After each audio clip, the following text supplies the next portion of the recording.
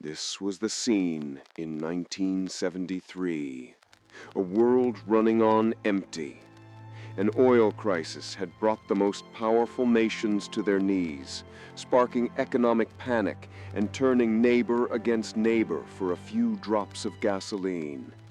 It felt like the system was breaking. But what if this crisis wasn't an accident? What if it was the perfect cover for a secret financial coup engineered by one man in the shadows? This is the story of how that chaos was weaponized, not to win a war, but to create a new kind of empire.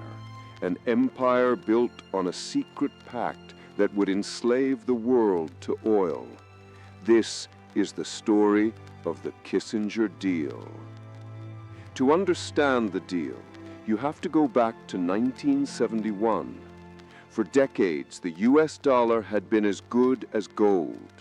The Bretton Woods Agreement linked the dollar to a fixed amount of gold, making it the stable bedrock of the global economy. But the Vietnam War had bled America's finances dry. Facing mounting debts and dwindling gold reserves, President Nixon made a shocking announcement. The gold standard was over. The dollar was no longer backed by anything tangible. It was a fiat currency, backed only by faith. And faith was in short supply. The American empire was vulnerable, its currency in free fall. It needed a new foundation, a new source of power that no one could challenge.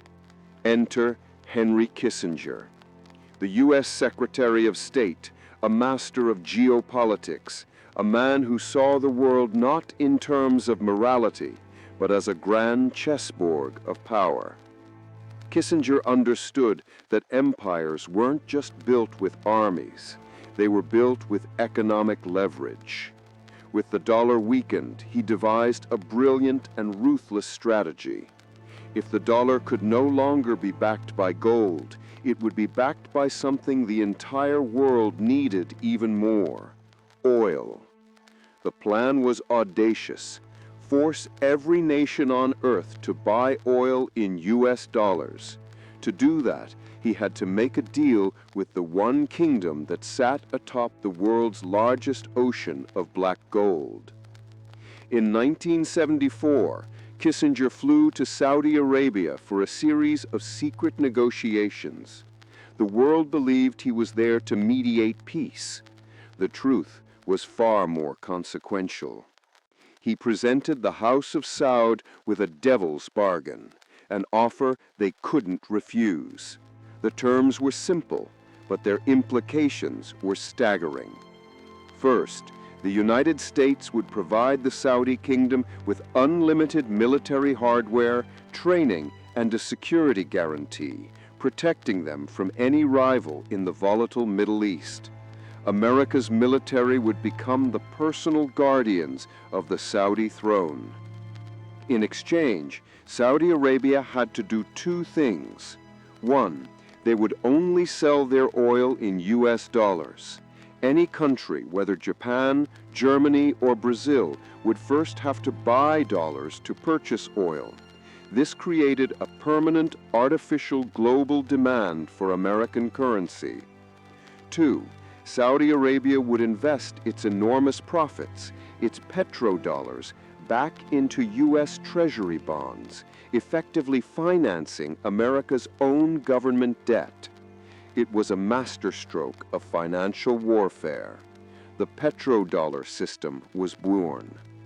If learning about the secret deals that truly run the world is why you're here, take a moment to subscribe. We're dedicated to uncovering the history you were never taught in school. Overnight, the US dollar was reborn, no longer backed by gold, but by every drop of oil on the planet. America didn't need to have the oil. It just needed to control the currency it was sold in. This gave the United States an unprecedented economic power known as dollar privilege. It could print money to cover its deficits, knowing the world would always need those dollars for oil. It could impose sanctions, freezing countries out of the global energy market. The dollar had become a weapon. But this power came at a terrible price. The bargain chained American foreign policy to the Middle East. The need to protect the flow of oil and the stability of the petrodollar deal became the unspoken justification for decades of military intervention. The Gulf War in 1991, the permanent stationing of troops in Saudi Arabia, and even the 2003 invasion of Iraq, a country that had threatened to start selling its oil in euros, can all be viewed through this lens. War was no longer just a political tool. It was a mechanism for maintaining financial dominance. The blood of soldiers in the desert was the price for the power of the dollar in your wallet. This invisible system, forged in a secret deal nearly 50 years ago, still governs our world. It explains why a conflict in a distant desert can cause gas prices to spike at your local station. It explains America's seemingly unbreakable alliance with a kingdom that stands for everything it claims to oppose. It is the hidden architecture of the modern economy, an empire of debt and dependency built on a handshake in the desert. The next time you fill up your car, remember the true cost of that fuel. It's not just the number on the pump. It's a price paid in geopolitical instability, in endless conflicts, and in a global system where the thirst for oil and the thirst for power are one and the same. The Kissinger deal ensured that while the world would run on oil, the oil would run on dollars. And in doing so, it chained us all to an empire of black gold, with invisible shackles we still wear today. But what do you think? Was the petrodollar system a brilliant move of geopolitical strategy or the original sin of our modern economy? Let us know your thoughts in the comments below.